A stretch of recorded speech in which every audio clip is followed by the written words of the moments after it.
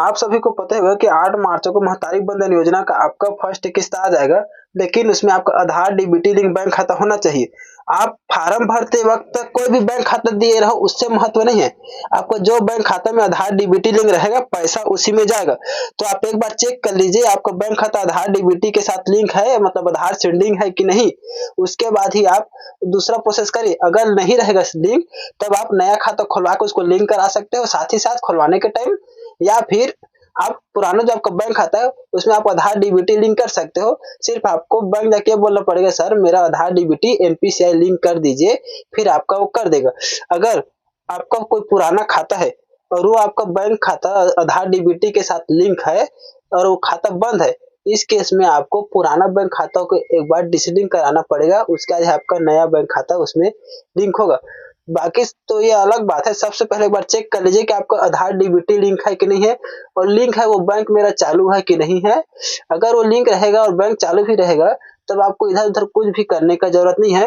देखिए एक बार चेक करने के लिए आपका नॉर्मल प्रोसेस है। सबसे पहले आप ना अपना मोबाइल का क्रोम ब्राउज़र ओपन कर लीजिए। जैसे आप क्रोम ब्राउज़र ओपन करोगे, वहाँ क्रोम ब्राउज़र ओपन करने के बाद यहाँ आप UIDAY लिखिए, UIDAY, ये देखिए। वैसे ही लिखने के बाद आपको जो फर्स्ट है उसी में आधार कार्ड, इसी में आप टच करिए। एकदम सिंपल है, आप चेक कर लीजिए। चेक करने के बाद ही आप दूसरा प्रोसेस करिए। अगर आपका लिंक होगा तो काहे परेशान हो, बैंक के चक्कर काटते रहो। वैसे भी सरकारी बैंक का काम पता तो है कैसा होता है। एक बार आप उसके बाद आपको जैसे ही उसमें टच करने के बाद आप ये ओपन हो जाएगा। उसमें आप दूसरा ये दिख रहा है, देखिए आधार डाउनलोड करें। आधार डाउनलोड करें में जैसे ही टच करोगे आपको ये आ जाएगा। तो इसमें नहीं जाना है, इसमें आपका आधार कार्ड सिर्फ डाउनलोड होगा। आप ना इसमें जो ऊपर 4 ये दिख रहा है ना, यहाँ वहाँ टच करोगे, फिर आपके लॉगिन के लिए आ जाएगा।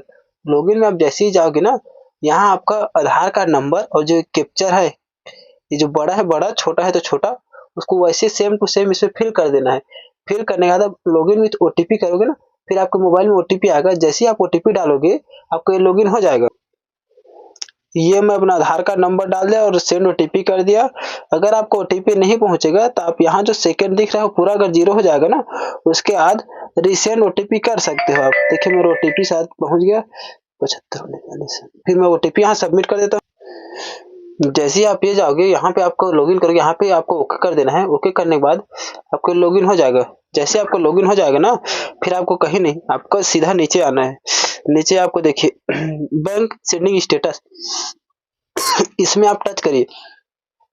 आपका ज्यादातर आदमी का ज्यादातर लोगों का मतलब यही वही बैंक लिंक है जो आपको फर्स्ट में आधार कार्ड से ओपन हुआ था, या फिर आधार कार्ड आप बैंक में लिंक करे थे, उसी को ऑटोमेटिक कैच कर लिया है। आपका ना किसान सम्मान निधि का पैसा भी बहुत लोगों का इसी वजह से रुका हुआ था, और जिसका आपका आ रहा है ना, उसका आपका जो आधार डीबीटी लिंक है उसी में आ रहा है। पहले आपका फार्म भरते वक्त ना कोई भी बैंक खाता दिए रहोगे वो अलग बात है, लेकिन जो आपका आधार डीबीटी लिंक है उसी में आपका किसान सम्मान निधि का पैसा आ रहा है। वैसे ही महतारी बंधन योजना का भी पैसा आपका आधार डीबीटी लिंक बैंक खाता में ही जाएगा। यहाँ देखिए आधार कार्ड का 4 अंक लास्ट दिखा दिया, कौन सा बैंक लिंक है उसको दिखा दिया। आपका स्टेटस दिखा दिया एक्टिव। एक्टिव मतलब ये मेरा बैंक खाता है, आपको मतलब आधार डीबीटी लिंक इसमें चालू है बैंक खाता मेरा। और आपको दूसरा चालू है ना, तो दूसरा बैंक का करवाने की जरूरत नहीं है अगर आपका बैंक खाता चालू होगा तो।